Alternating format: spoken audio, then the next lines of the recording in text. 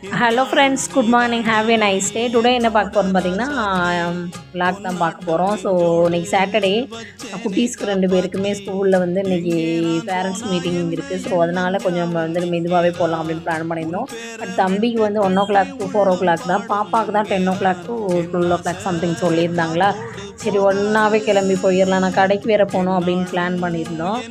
So காலையில் வந்து மல்லி சட்னி ரெடி பண்ணிடலாம். சரி கொஞ்சம் அடுப்பு துடைக்க வேண்டியது இருந்துச்சு, அதை அப்படியே துடைச்சிட்டு மல்லி சட்னி ரெடி பண்ணிவிட்டு நான் இருந்துச்சுன்னா நைட்டுக்கு வச்சுக்கலாம் அப்படின்னு பிளான் பண்ணி தான் மல்லி சட்னி தோசை ரெடி பண்ணேன். தம்பி என்னென்னு பார்த்துட்டிங்கன்னா, இல்லை நான் அவங்களோட சாப்பாடே சாப்பிட்டுக்கிறேன், பாப்பாக்கே தோசை ஊற்றி கொடுத்துருங்கன்னு சொல்லிட்டேன். ஸோ பாப்பாவுக்கு மட்டும் ஒரு தோசையை ஊற்றி கொடுத்துட்டு நானும் தம்பியும் சாப்பாடே சாப்பிட்டோம். ஏன் நான் காலைல சாப்பிட்டேன் அப்படின்னா, ஸோ இன்றைக்கி கொஞ்சம் வேலை இருக்குது கடையில், அதனால் போனால் டிலே ஆயிரும். மத்தியானம் லஞ்சு கூட டிலே ஆனாலும் ஆகலாம். ஸோ அதனால் சாப்பிட்டு போனால் கொஞ்சம் ஓரளவுக்கு ஹெல்த் கொஞ்சம் ஸ்ட்ராங்காக இருக்குமேன்னு பார்த்துட்டு தான் சாப்பாடு ரெடி பண்ணிட்டேன். ஸோ கீரை இருந்துச்சு, கீரையை வந்து தண்டிக்கீரை வாங்கிட்டு வந்திருந்தோம், ஃப்ரெஷ்ஷாக இருந்துச்சு. அதை வெளில எடுத்து வச்சு சிம்பிளாக வந்து தண்டிக்கீரை பொரியலும் முள்ளங்கி சாம்பார் ரெடி பண்ணலான்னு பிளான் பண்ணியிருந்தேன். ஸோ தம்பி வந்து என்ன மெனுன்னு கேட்டோன்னே தம்பிக்கு ரொம்ப ஷாக் ஆகிடுச்சு.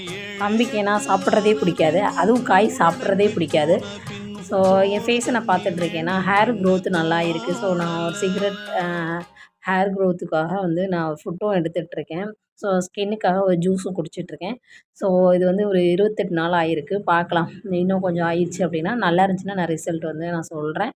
பட் இது வந்து ஹோம்மேட் ப்ராடக்ட் தான், நானாக தான் ட்ரை பண்ணேன், ஃப்ரெண்ட்ஸ் ஒருத்தவங்க சொல்லி. ஸோ அதான் நான் ஃபேஸை பார்த்துட்ருந்தேன். நல்லாவே ஸ்கின் அண்ட் ஷைனாகவும் க்ளோவாகவும் இருந்துச்சு. ஸோ அப்படியே வந்து சாம்பார் வந்து 2 பருப்பு சேர்த்து போட்டு, குட்டீஸ்க்குனால கொஞ்சம் காரம் இல்லாமல் பருப்பு அதிகமாக சேர்த்து தான் பண்ணுவேன்.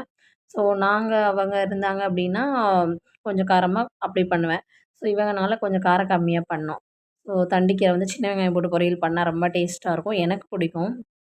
ஸோ ரொம்ப எம்மியாக இருந்துச்சு இன்றைக்கி கீரை. பட் குவான்டிட்டி கம்மியாக இருந்துச்சு, அது கூட காமெடி இல்லை. ஸோ சாப்பாடெலாம் செஞ்சு நாங்கள் ஊட்டி விட்டுட்டு இருந்த டைமிங்கில் வந்து பார்த்தா திடீர்னு சடனாக ஒரு ஆள் வந்து நிற்கிறாங்க. பார்த்தா எங்கள் சாய் டாடி வந்து சர்ப்ரைஸ் விசிட் பண்ணுறோன்னு சொல்லி வந்து நிற்கிறாங்க. நாங்கள் வேறு சாப்பாடு ரொம்ப குவான்டிட்டி கம்மியாக வச்சுட்டோமா. அவர் நான் வந்தது உங்களுக்கு பிரச்சனை இல்லை, சாப்பாடு கம்மியாக வச்சுருக்கோம் தான் உங்களுக்கு பிரச்சனை தானே அப்படின்னு சொன்னார். ஸோ நம்மளுக்கு வேலை 2 வேலை ஆயிருமேனு ஒரு சின்ன இது, சரி ஓகே பார்த்துக்கலான்னு சொல்லிவிட்டு தம்பி நானும் சாப்பாடு போட்டு சாப்பிட்டு பாப்பாவுக்கு தோசையை ஊட்டி விட்டு பேரண்ட்ஸ் டீச்சர்ஸ் மீட்டிங் கிளம்பிட்டோம்.